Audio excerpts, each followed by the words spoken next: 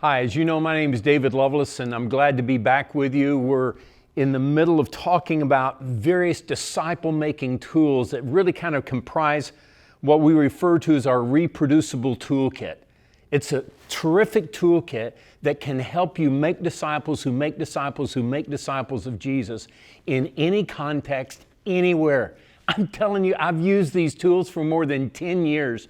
And I've seen God use them to have a reproductive effect in the lives of 3, 4, 5 generations out. And really in our toolkit, all we're trying to do, all of these tools are intended to basically act as parabolic tools, okay? Because we see Jesus having a reproducible toolkit with the parables that he uses that were so easy to repeat for other people. And all these tools, you can either have a snorkel experience with them, skim the surface, or you can go to scuba and you can do a deep dive experience.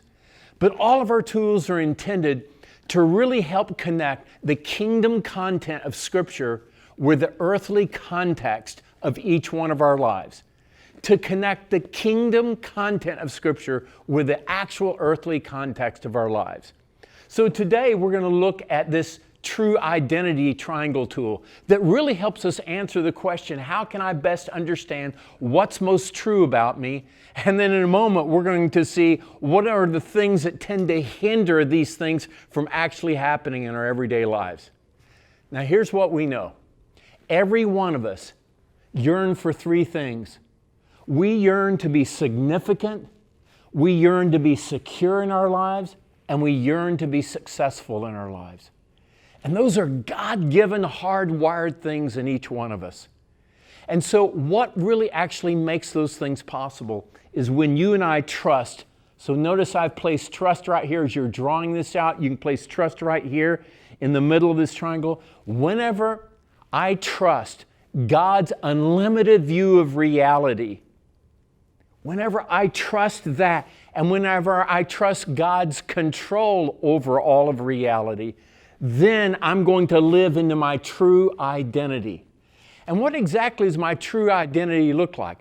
It looks like the following 3 things. And we see this exemplified over in the book of Genesis chapter 1, when God creates Adam and Eve. The first thing he lets them know is that I am lavishly loved as I am. I'm lavishly loved as I am. This is how Adam and Eve initially experienced themselves.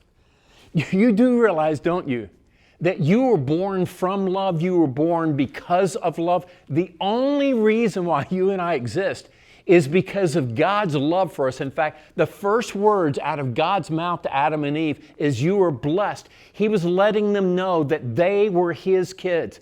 This is why 1 John 3 says, how great is the love that the Father has lavished on us that we should be called the children of God. We know we don't earn this. We're given this as a grace gift. So right off the bat, Adam and Eve experienced themselves as being lavishly loved as they are. Now here's what I know. Most all of us watching this particular video, we know all about God's love. We can quote all the verses. We can teach all the messages. But here's the only reason, the only way that this becomes a game changer is not when you and I know this, but whenever you and I think about who we really are, the first, foremost thing we would think is, I'm lavishly loved as I am. Now, if someone says, so David, who are you really? And I start reeling off all the roles in my life and the responsibilities of my life or the successes or the failures of my life, if I don't begin with, well, actually who I am more than anything else, I'm just lavishly loved as I am. And that will never, ever change. So that's what Adam and Eve began in. And that's exactly what you began in as well. A second thing we see in the garden, Genesis chapter 1, that was true of Adam and Eve and is true of each one of us is this. I have a sufficient supply. I have a sufficient supply of everything I need today. Of all I need today. So we know that God says, hey, listen, not only are you my kids, but look around you here in the garden. I've given you all these fruits and vegetables and plants and trees. I've given you, all the birds of the air, the beasts of the field. It's all there for your provision. Well, the same thing is true for you. What's most true about you is that you have a sufficient supply for everything you need for this day. Notice I said for this day. If you're anything like me, I would like to have a sufficient supply for everything I think I'm going to need a year from now, 5 years from now, 10 years from now. You know what I'm talking about, don't you? But when you and I learn to trust that this very day, I've got a sufficient supply for everything I need. Everything I need in terms of my relational needs, my emotional needs, my financial needs, my sexual needs, my food needs, whatever it might be. All of these have to do with the needs within our lives that God has created within us. And for us to be able to trust that God's going to do that. A third thing that becomes what's most true of Adam and Eve in Genesis 1 that is also most true of us is this. I get to contribute to my unique and meaningful purpose.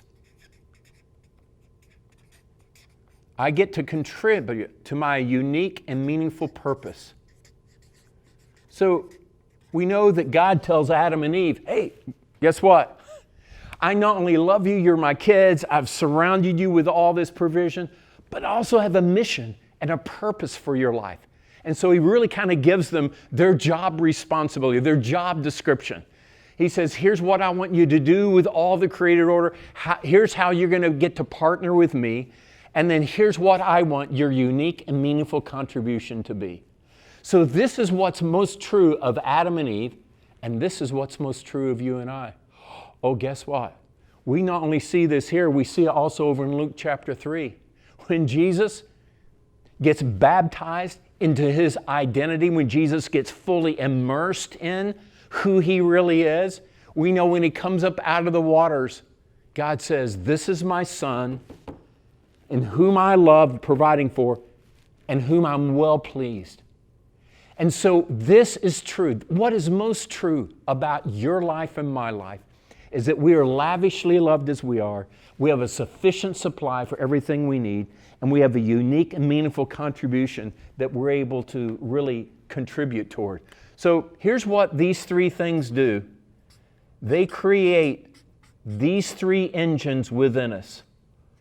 Love, peace, and joy.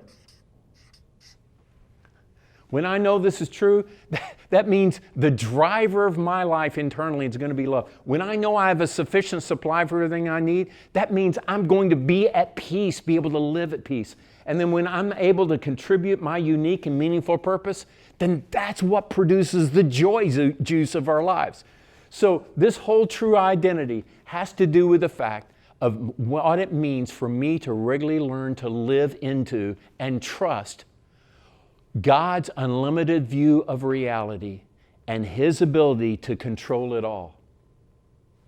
In the next video, we're going to talk about what turns us upside down, our compulsive identity tool.